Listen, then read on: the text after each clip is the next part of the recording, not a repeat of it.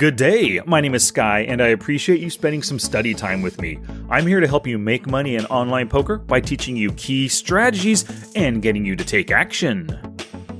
Now, this episode wasn't one that I had planned because I had a different episode, but I'm on a downswing, and I figured, this is a great time for me to refocus myself for the rest of the month. This is mid-May 2024 right now. Poker's going downhill for me. My poker play is going downhill this month, and I'll cover all of that in just a little bit. But I'm going to discuss the 4 things that I am doing to attack this current downswing and end the month of May on an up note. To help you take notes with this episode, go to the show notes page, smartpokerstudy.com/pod489. Okay, let's get to it. Gambate!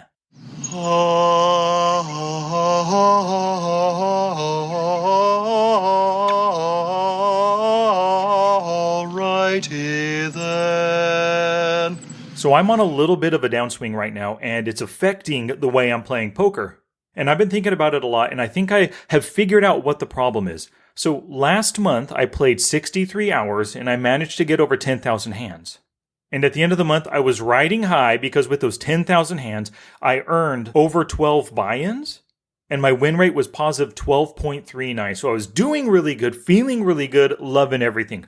And then this month hit.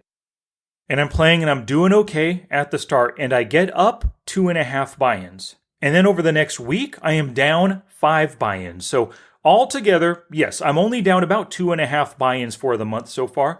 But from my high, I'm down 5 full buy-ins. Now, that's not the worst downswing in the world, but this downswing has really affected the way I'm playing. I'm not putting in the hours playing, nor studying that I want to, because I'm just disheartened. Like, I let this turn from a really awesome April to a crappy so far May really affect me mentally.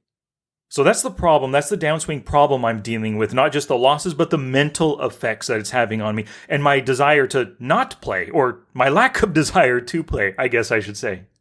Now that I kind of understand what's happening, why my downswing is there, starting today, May 16th, I'm going to start attacking my downswing. Now, this is something that I teach my members in the Poker Forge to do when they're on a downswing. And there's 4 parts to it. And we're going to cover each part right now. And actually, I'm going to talk about it in the way that I will implement it for myself. Now, part 1 of attacking a downswing is to blame yourself for it. So don't blame luck, don't blame bad luck. In Poker Tracker 4, don't look at your overall luck bell curve or your all-in adjusted big blinds 1 win rate. No, skip all of that. Do not allow yourself to think about luck and maybe luck being against you, lady luck is against you, the poker gods are against you. None of that. You cannot control your results, but you can control your actions. And that's the thing. I am blaming this downswing entirely on myself. It's not the dealer, not the sites, not luck. And looking objectively at my statistics, my win rates and everything, I am playing a bit too loose. I'm making too many calls, too many wild calls, not giving up hands or not folding when I should find the fold when it's pretty obvious my opponent has me beat. And I am chasing is not the right word. I am pushing those aggressive plays too far, betting too much when it's obvious my opponent isn't going to fold.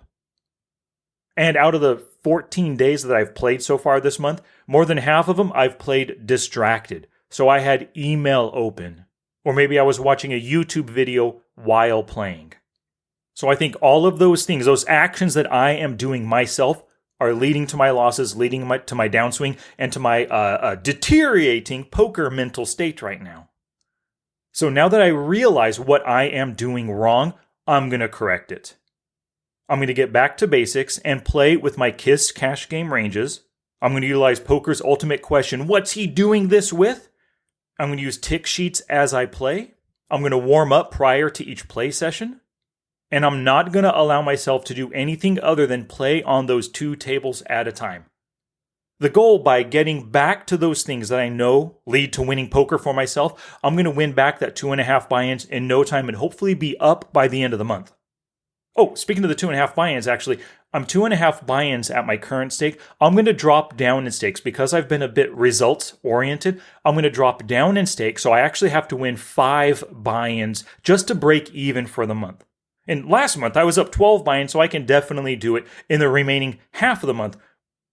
So that's the monetary goal. But like I said, you cannot control your results. You can control your actions. So I'm going to do the things that I mentioned that I know lead to me playing winning poker. Now that leads me to part 2 of attacking your downswings. It's finding your actual mistakes. So I'm going to be doing this a ton every single day, 30 minutes of study as a pre-session warm-up. I'm going to be going through my database, looking at my losing hands from this month and analyzing why am I losing? Why did I bet so much here when it was obvious my opponent wouldn't fold? Why did I call flop and turn with a gut shot versus a fishy player? I'm going to do daily hand reading exercises with all of these losing plays as well. And every day I'm going to play with focus on a specific strategy, a specific spot that I know I need to work on. Whether it's calling and defending out of the blinds, 3-betting too often, calling versus C-bets, raising donk bets when I hold nothing at all in my hand. Whatever those actions that are causing me losses, basically the leaks that I'm facing, that's what I'm going to be focusing on for the rest of the month. Now the third part of attacking downswings is considering any outside factors in life. Now my life outside of poker right now, nothing really stressful at all. Poker for me, work is going really well. With the podcast, with the videos, with the Poker Forge, all that stuff. My wife is doing good at work. My kids are doing good at school. There's nothing affecting me outside of poker. I think it's all poker and my results that's affecting me right now. But for some of you listening, when you're in a downswing, it could be outside factors. Maybe you're not getting enough sleep. You've got too much stress in life, money, family, friends, maybe your own personal health. If there are outside factors affecting your play and they're things that you cannot control but they're still affecting you, it might be a good idea to take a break. For me, I don't think a break is necessary right now, but who knows, maybe by the end of the month something could happen and I need to take a break, but I'm going to push through for the rest of May. And the fourth part of attacking downswings is dropping in stakes that you play. So oftentimes it's the downswing, the losses in money, that really cause us some mental anguish.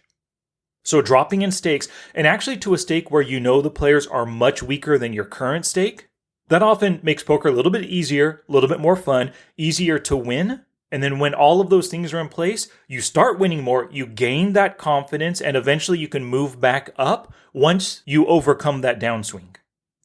So I'm planning on dropping down to the next lowest stake for the rest of the month, for the last 15 days of the month right here. Even if I do well, I want to see where I can go above the 0 mark in profits. And then next month, I'll jump back up in stakes, assuming that I overcome, that I attack this downswing, that I defeat it, and I get back to profitability. Now, for anybody out there, I would recommend playing 5NL, 10NL, or even 25NL if you're like a 50 or 100NL player. And if you're a tournament player, just do some really small $1.50, $5, $10 buy-ins, especially if you're like a $20 and $30 tournament player. Just drop down a bit. You already know, because you probably made it up through those lower stakes already, the competition there is much weaker. It's easier to win, easier to build back your winnings and that confidence like I'd already mentioned.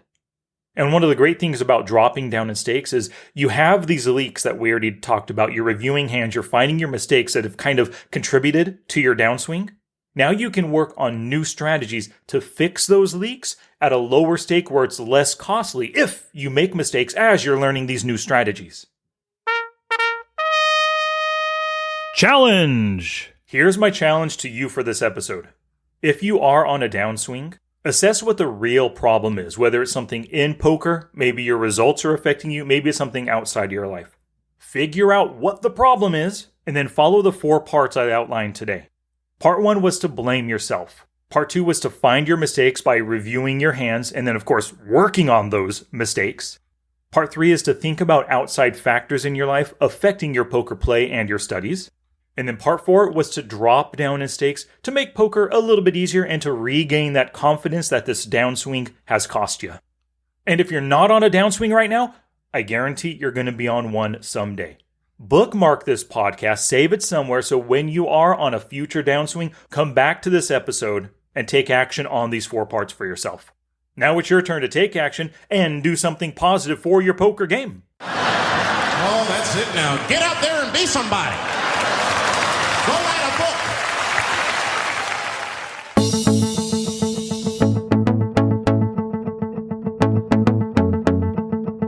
Thank you so much for listening today. I do appreciate you spending this time with me.